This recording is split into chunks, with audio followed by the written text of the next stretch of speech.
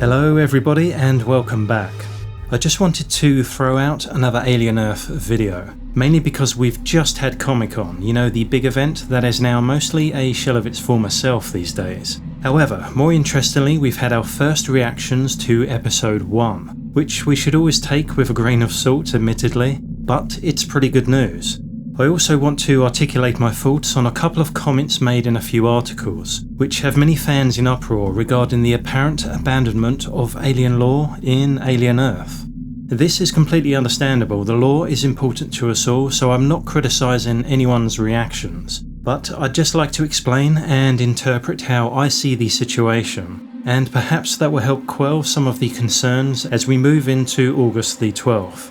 One article featuring an interview with FX Entertainment President Gina Balian states, Alien Earth is a brave new world indeed. It abandons plot elements introduced in Scott's prequels, essentially the Black Goo and Engineers in this case, and exists in parallel to the film franchise. Everything doesn't have to fit together the way you expect from Marvel. Fans don't expect that in this universe. It doesn't have the same pressure. Yeah, I don't think Marvel is a good comparison, because isn't every new Marvel release set in a different multiverse? That is a confusing franchise these days. In another quote, this one directly from Hawley, while with the guys at AVP Galaxy, he says, "It's not that I didn't do a timeline around the events, but I didn't expand it to incorporate everything that had ever been written." That's a little more precise and sounds like he's not going to be ignoring the canon. And the last bit of information I could find relating to this states that Hawley described the series as placing him in a standalone narrative space, free from the traffic of established alien continuity. This creative independence allows him to explore Earth's future on its own terms, without being too closely tied to previous events or characters. He explained that although the show exists within the same timeline, he didn't integrate all elements from existing lore. So just to clarify, this is my opinion, and of course I haven't seen the show. However, as I interpret it, none of this suggests that it won't be set in the Alien universe at all, and will absolutely not respect what came before. If it doesn't acknowledge the Engineers, that doesn't mean it will erase them. I think it's very important to steer clear of any knee-jerk reactions to many of these articles, for a number of reasons. One of them being that there have been so many contradictions in these reports that it's hard to keep up with what's true and what's false. I love the alien lore, if you hadn't noticed, and of course I don't want any official canon to be trampled on or discarded. But there is a bigger picture with all of this that needs to be considered.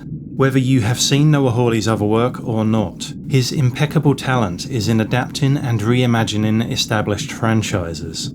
Whether it was Fargo or Legion, he has a way of building new emotional and moral stakes within these familiar and pre-established worlds. What I love about his writing is that he respects the core of any franchise but doesn't mimic what has been done before, and this is important. I, for one, am sick to death of member berries and this heavy dose of nostalgia that most modern adaptations seem to focus so heavily on, which sterilises the very essence of what makes these original stories valuable. With the exception of Andor, the biggest example of this is the recent Star Wars content, sadly. Therefore, based on his previous work, I have a decent amount of faith that Hawley, like he has proved before, will craft the Alien Earth story with complex and flawed characters, who will truly drive the plot and immerse us in his vision of Alien, rather than existing in a world crafted to please hardcore fans solely on an artificial level.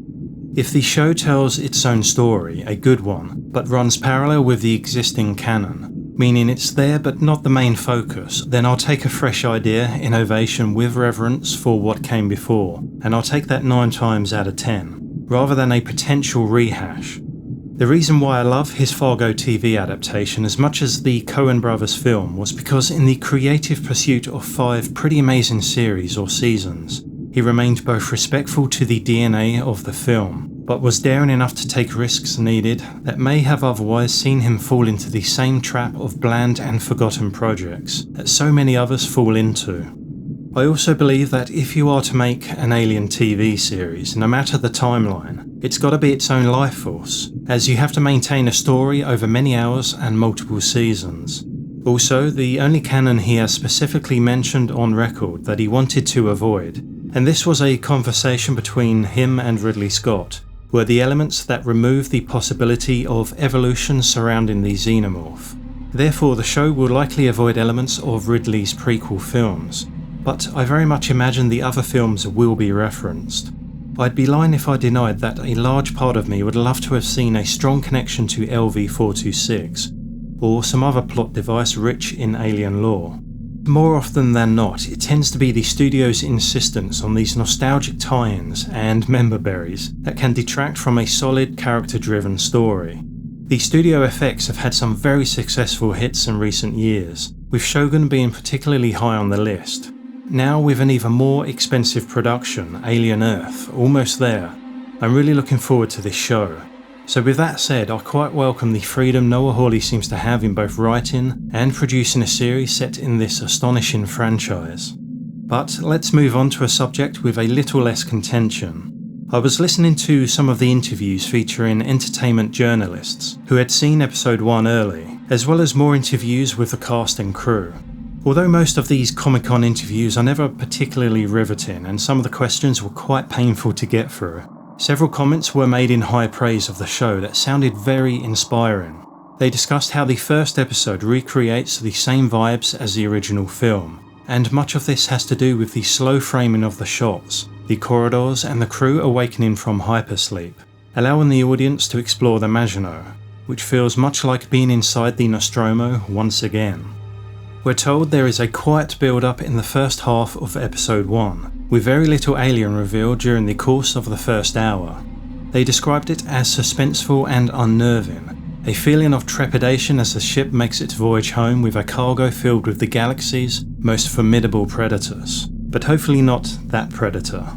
I hope we get to hear the beating heart of the ship once more, as those moments of silent ambience in Alien's opening sequences perfectly set the mood and tone of the original film very early on.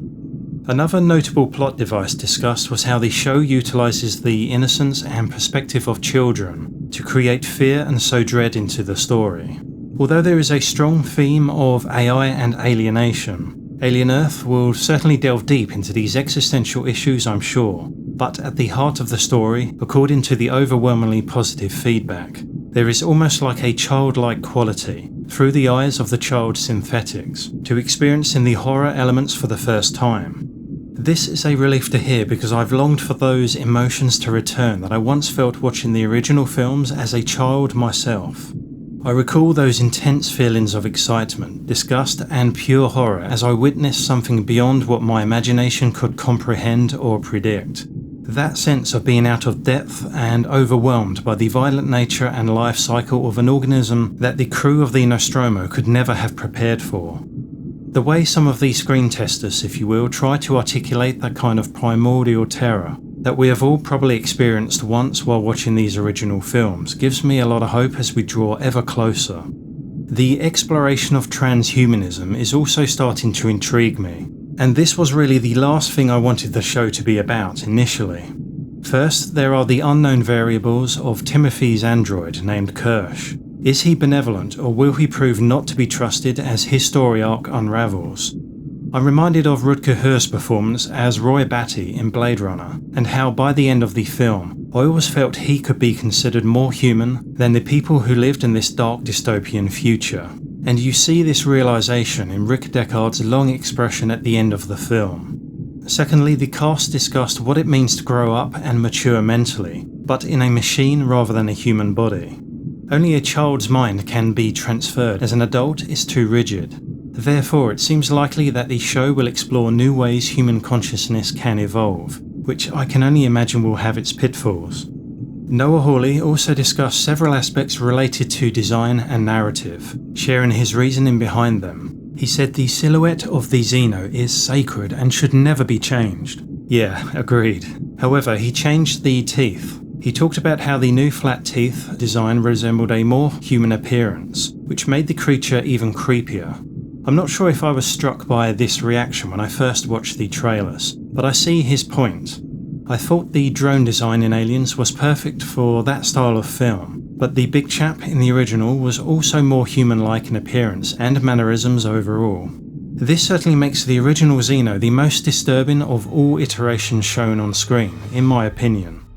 When Hawley said there is surprisingly little mythology in the Alien films about how humanity is organised during his interview with IGN, it took me a moment to realise, well, he's kind of right.